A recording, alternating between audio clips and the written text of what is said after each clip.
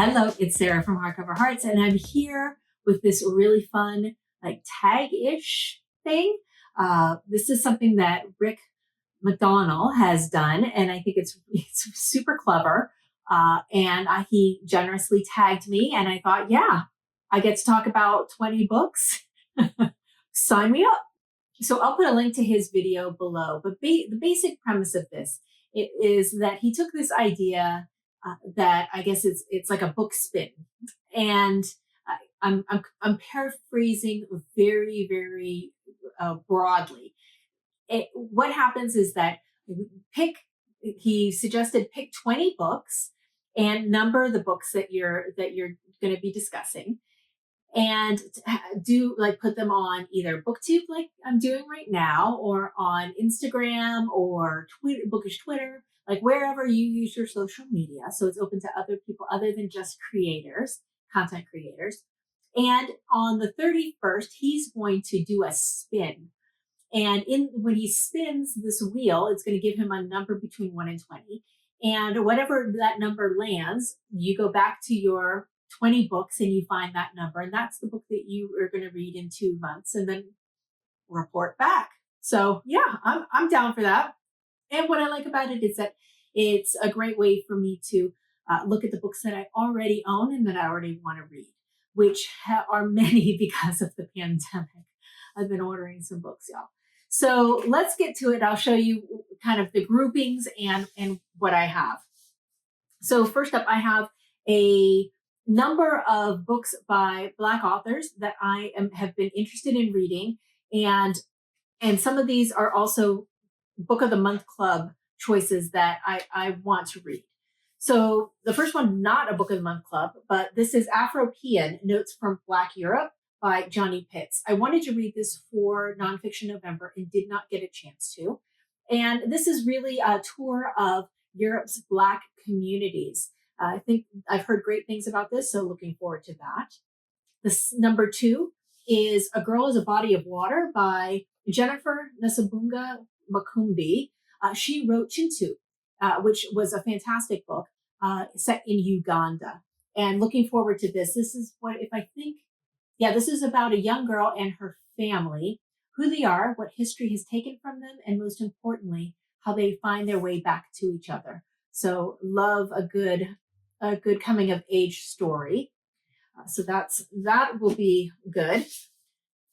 Everybody's talked about Memorial, and I haven't read it yet, so I'd like to read Memorial by Bryan Washington. I'm just ashamed that I haven't read this yet. Transcendent Kingdon by Gyasi.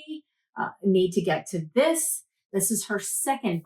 I think both of these are second outputs from both of these authors. And then lastly, I have this The Girl with the Louding Voice by Daré. And this is also a coming of age story about a 14-year-old Nigerian girl who knows what she wants, and education. I mean, like, how heartwarming is that? So that's the first set. So 1 through 5. Let's go something a little different. The next set is going to be translated fiction that I've been wanting to read and has been burning a hole. I stare at it, but haven't gotten a chance to read it yet. So first, this is a continuation of Read More German books from last year. This is Irmgaard Coins After Midnight. I mean, just look at that cover. Gorgeous, right? This one just recently came in, Farewell Ghosts, a novel by Nadia Terranova, translated by Anne Goldstein. I think Anne Goldstein translated the Neapolitan series. This one is translated by Anthea Bell. Don't want to miss the translators.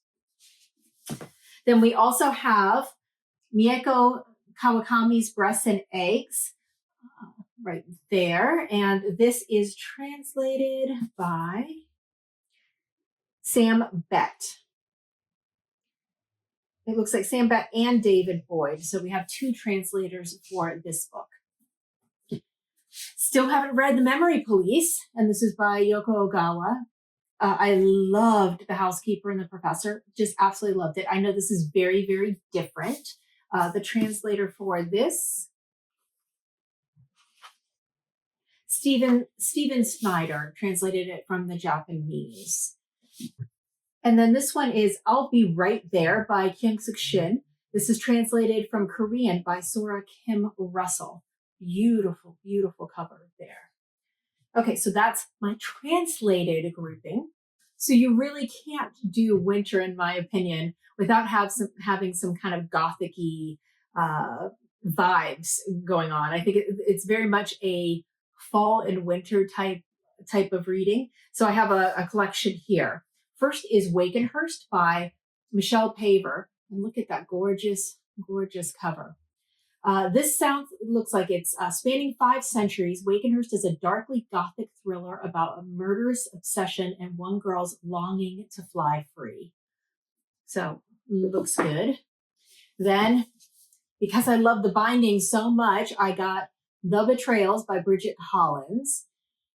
I'm hearing mixed things about this, and it's making me nervous. So I think Rita Gem from Rita Book Gem just posted that she did not enjoy this, and I kind of paused right there and didn't read further. But I'll give it a try. It really is a stunning, stunning cover.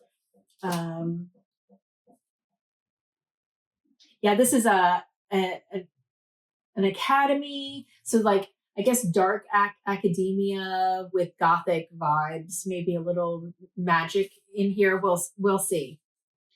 Then there's the classic witch tale, Lolly Willows by Sylvia Townsend Warner. So I have this Book of the Month Club. This was their first edition they ever put out in 1926. I mean, not this exact one, but you know what I mean. And this is one of like the classic witch tales. And this was her debut. This is Sylvia Townsend Warner's very first book she ever wrote. So that makes it interesting as well. We have, this is by Anita Frank, The Lost Ones. Some houses are never at peace. Another gorgeous, gorgeous cover here. This is England, set in 1917. A imposing country mansion, Grayswick.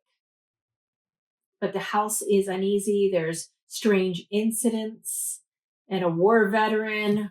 Oh, okay, sounds good. And then there's Just Kids, Things in Jars. So this is kind of Gothic. I think there's some magic in here as well. I've heard nothing but amazing things. I know Charles Heathcote really loves this, so that's a great reason to try to read it. And that also is from my Book of the Month Club that I need to get to. And then the last grouping, and I'll put all the numbers down below. The last grouping, I'm kind of calling this historical fiction, even though it's not really, some of them don't really fit in there, but it's of the past. So first up, I've never read The Dead Avocado by Elaine Dundee. This is a really beautiful Virago Modern classic. This is one of their 40th anniversary. And this is about a young woman hell-bent on living. It's in the 1950s, and she's an American in Paris. I mean, that sounds fantastic, right? Then I want to read All Passion Spent by Vita Sackville-West. I've never read this. This looks really good. Nice and thin tome. So she's very famous for being a close confidant of and lover of Virginia Woolf, whose birthday it is today. So this would be nice to read. So I really loved Old Baggage, and this is a continuation of the story. This is Crooked Heart. This might even be the first one. Vera Sedge. So she's an old suffragette after the suffragettes have won the right to vote in England. And this is set in, so it's a woman and a young boy who was evacuated during the Blitz. And that just sounds charming, lovely. I really like how she writes. She's very funny writer, very sharp writer. This is the continuation of a book I read before called The Last Hours. This is The Turn of Midnight. And this is this is about the Black Death and this woman who is trying to use what she's learning and kind of what we know now is to be scientific method, about testing something, seeing if it happens, seeing if it repeats itself, and then using that as a template. And I really liked the first one, and I'm hoping the second one is as good. And then I've never read any Rose Tremaine. This is Restoration. And this is in the court of King Charles II. So let's go way back. Why not? So those are my books. That's all 20 of them. Again, I'll put a list down below of all of them, and I'll report back on which one was chosen and which one I'll be reading. But I'd love to know, have you read any of these? Are there any that you think are particularly good that even if they aren't picked, I should be bumping it up in my TBR? That's it for me. Again, let me end as I always do by saying we are still in a global pandemic. Please make sure to maintain safe social distance. If you're out with people, wear a mask. Always wash your hands and do not touch your face. And other than that, I will look forward to talking to you again soon. Bye.